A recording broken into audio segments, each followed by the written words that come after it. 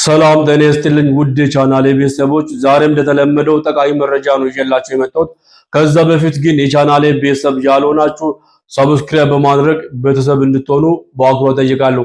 ከዚህ በፊት የቻናሌ ቤተሰብ የሆናችሁ ደግሞ ይህን ቪዲዮ ላይክ እና ሼር በማድረግ ጀምሩ። ዛሬ ለየት ያለ ሁለት አፕሊኬሽን ነው ይዤላችሁ የመጣሁት። አንደኛው ነፃ ኢንተርኔት የሚሰራ አፕ ነው። ሁለተኛው ደግሞ ኳስ ላይቭ የሚያሳይ ነው።